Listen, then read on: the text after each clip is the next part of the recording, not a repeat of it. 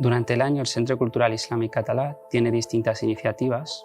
Una de las que movilizamos más voluntarios y más medios es la campaña de invierno, en la que cada semana llegamos hasta 300 personas, en la que repartimos pues, sobre todo mantas, ropa de abrigo y una ración de alimento caliente.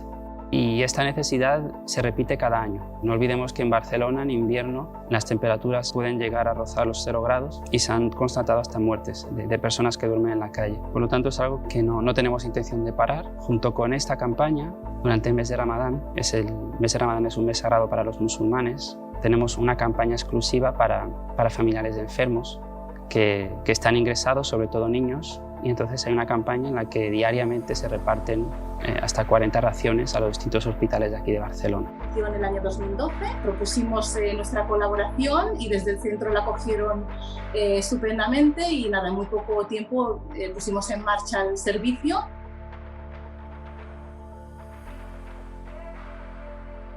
Y ya han transcurrido 8 años y hemos seguido en la misma dinámica.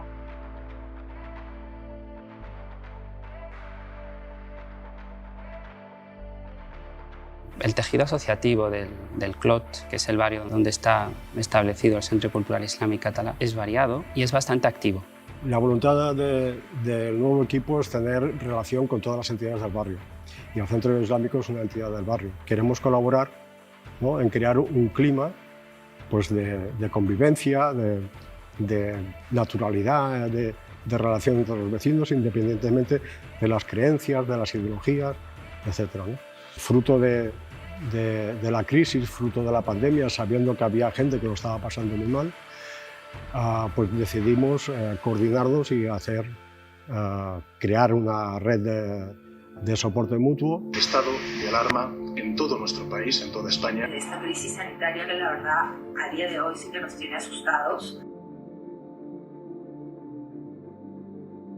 Era muy difícil acudir a consultas médicas. Propusimos a médicos que conocíamos y a psicólogos que abrieran una línea telefónica para poder dar esta atención y todos aceptaron. La ayuda médica y psicológica que se estaba ofreciendo durante el estado de alarma el origen estaba aquí en el Centro Cultural Islámico Catalán, pero era una ayuda que se ofrecía a distancia, por lo tanto se podía ofrecer a cualquier tipo de colectivo.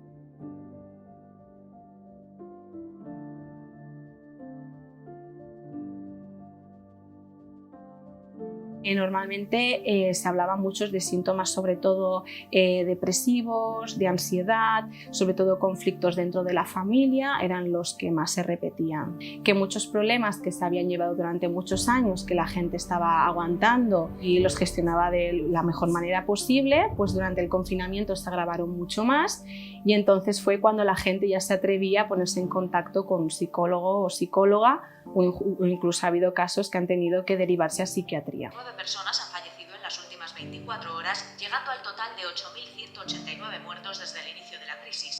Surge la necesidad de un asesoramiento legal en el ámbito funerario. Las muertes han llegado a todos y familias musulmanas nos contactaron porque el sistema catalán actual se vio saturado por la situación y entonces facilitamos esa intermediación para que pudieran enterrar a sus seres queridos y en muchas de estas ocasiones tuvieron que hacerlo fuera de Cataluña.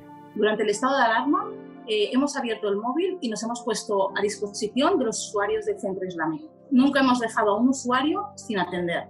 Y más cuando haces un voluntariado, lo tienes que hacer, lo hacemos desde el corazón y asistimos de forma ininterrumpida. Con motivo del COVID, cuando surgió la iniciativa de reparto de alimentos, la Asociación del Barrio estableció 9 puntos de recogida de alimentos. Uno de ellos fue este mismo centro, pero hubo otros 8 puntos que tenían ese mismo fin, el de recoger todo lo posible. Y los vecinos pues venían todos muy, por decirlo así, muy bien informados.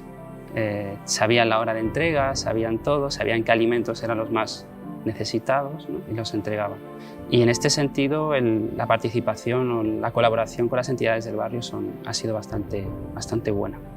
Hace poco también en el Ateneu se hizo una recogida de alimentos, estuve yo también colaborando y bueno, pues eso, no sé, a mí también me gusta colaborar. El reparto de estas cosas,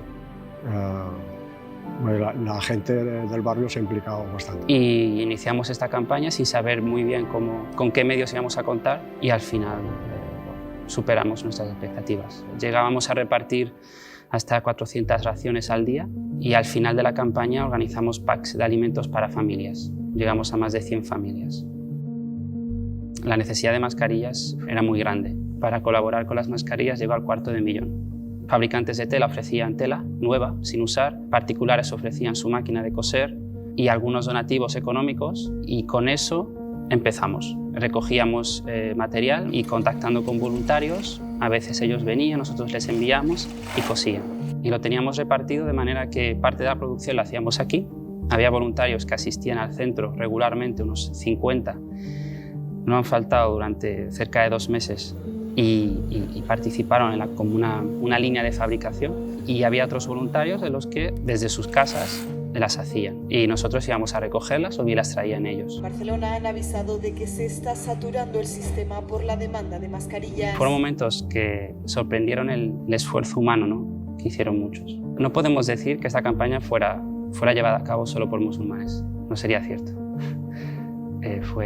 Fue algo que participaron todos. Escuché en las noticias de sitios que hacían mascarillas, las personas que tenían máquinas de coser y podían coser, que hacían mascarillas. Y entonces pensé, si yo tengo 2 máquinas de coser y tengo tiempo libre ahora, pues ¿por qué no puedo ayudar? ¿Sabes? Y entonces, bueno, pues fui mirando y hasta que al final me dijeron, mira, aquí en el Centro Islámico del Clot, que lo tienes aquí al lado de tu casa, puedes decirles y colaborar con ellos.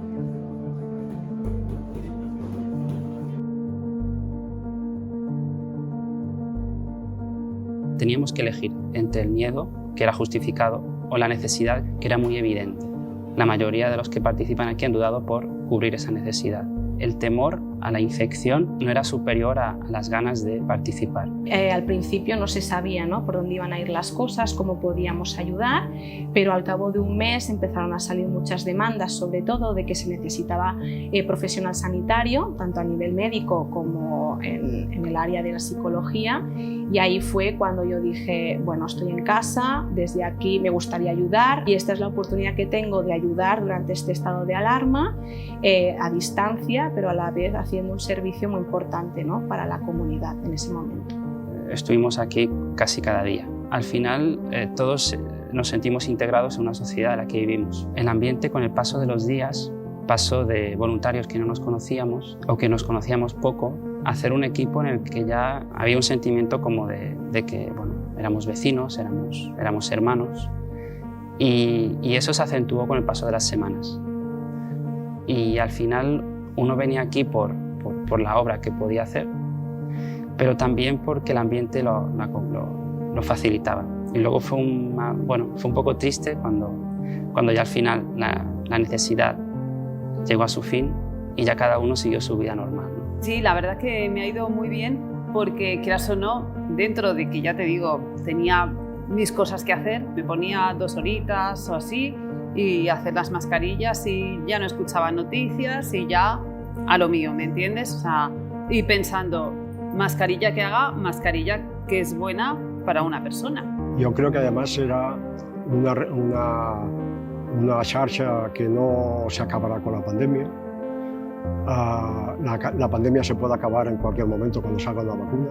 La crisis económica durará muchos más años y por lo tanto la labor solidaria y de ayuda a las familias, a los vecinos, ha de continuar.